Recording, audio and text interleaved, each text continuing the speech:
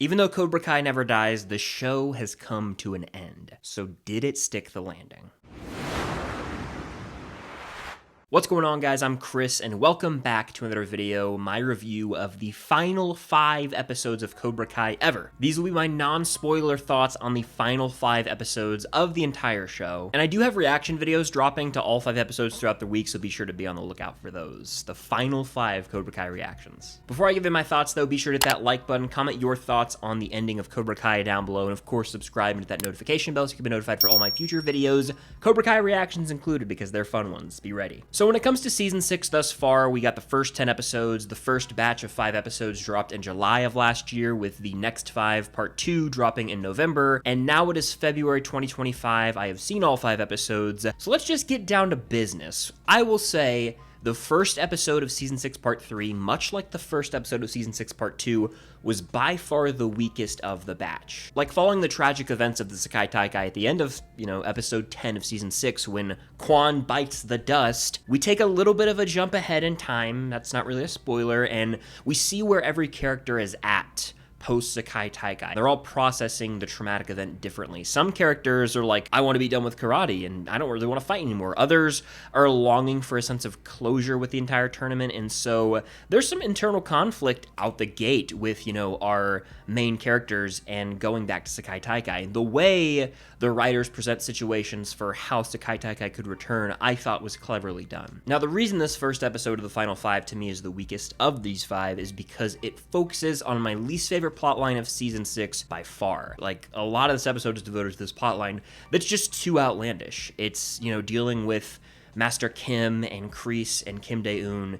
That entire plotline, especially in part 1 of this season, was just a bit too outlandish, too cheesy, even for Cobra Kai, which is a very cheesy show inherently, but it acknowledges it. This stuff just feels like next level dumb.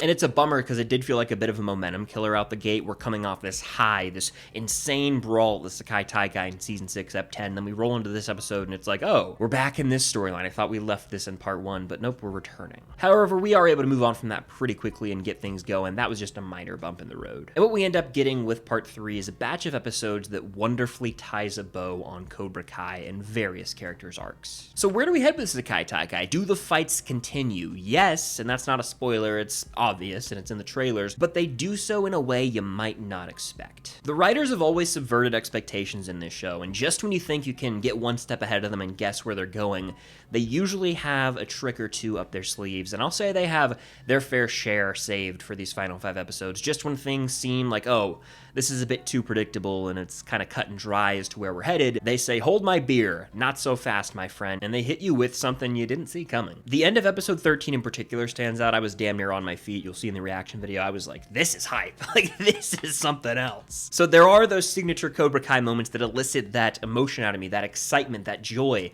And, they knew that. There were those fist pump moments all over these final 5 episodes, but more importantly, there are those smaller character moments where we get to see payoff. One of my favorite things I've said with my Cobra Kai watch-through journey is, as the seasons have progressed, and, we're in the 5th, 6th season now, you get to see the rewarding relationships form where characters hated each other's guts in seasons 1, 2, and 3. Well, now they've made amends and, they've come so far. They're almost like brothers. I think, Robby and Miguel, or characters like Tory and Sam, for example, in Season 6, like, they were enemies for a while there, and now we see them, like, training together. They're really sweet character moments, and it feels rewarding as a viewer. The callbacks are all over these final 5 episodes. This ranges from a small little detail or iconic shot from the original Karate Kid in 1984 to a small moment from the All Valley in, Season 1 being brought back in the final fight. So there's a lot of love and care put into this final season. That's been, shown throughout all the seasons. But really and truly, the writers, the creators put their heart and soul into these final 5 episodes. They themselves are fans, and so they made these for the fans, and it shows. Like, these eps really are packed with some meaningful callbacks, but most importantly, they contain all the heart in the world. This show's always, had its emotional moments, but in these final 5 episodes, you're going to want to have the tissues ready. There are multiple instances where I was emotionally moved, and I felt, that feeling in my chest, like the fuzzy feeling, what I'm talking about. What is this feeling?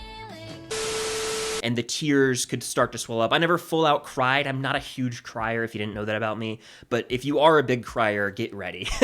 And as we got closer and closer to the series finale, the emotional moments just kept ramping up. And then the finale hit me like a brick wall with all the, sad, bittersweet moments. Just because we're seeing all these characters' journeys come to an end. And honestly, I gotta tip my hat to the creators for going for it and committing to some truly shocking moments. Like, for the entirety of this show, I told myself, oh, everyone is safe in Cobra Kai. I don't need to worry. Everyone is safe. Are they? I won't say anything, but there were some choices made in the final 5 episodes that genuinely stunned me.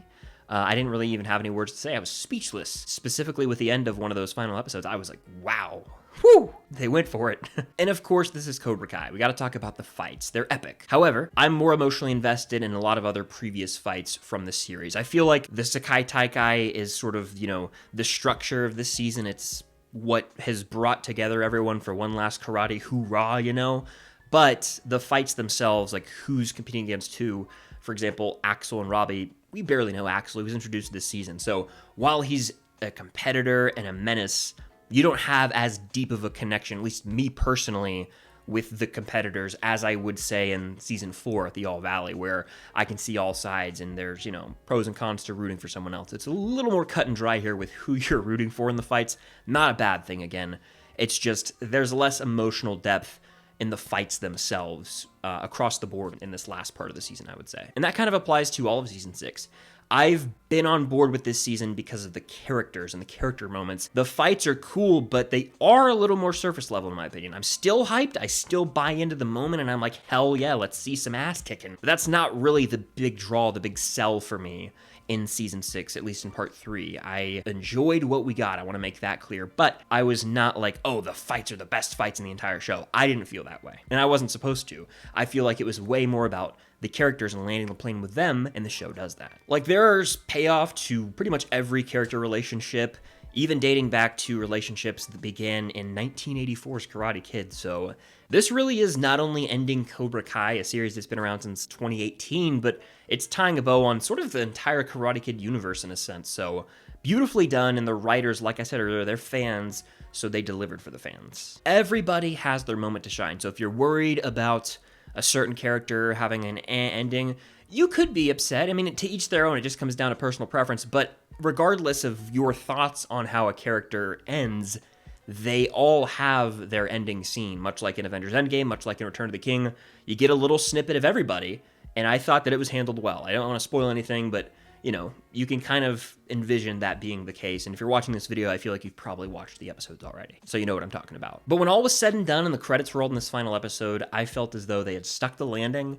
They delivered on an emotional finale that brought satisfying conclusions to every single character grouping, relationship. I was satisfied with how they landed the plane for Cobra Kai. Looking at season 6 part 3 as a whole, it really did go by so fast. There were, again, moments where you get excited, you get amped up, but you also take a step back and can appreciate a smaller character moment and maybe even tear up and just reminisce on the entire show as a whole because they stuck the landing. They did it. It's hard to end a show well a lot of the times, and I'm glad to say Cobra Kai is one of those shows that stuck the landing. I have lots more to say in my actual reaction videos where I give my immediate thoughts after every episode, so you're not going to want to miss those coming out over the coming days. But Cobra Kai Season 6 Part 3 was a very satisfying conclusion to the entire show and, of course, Season 6.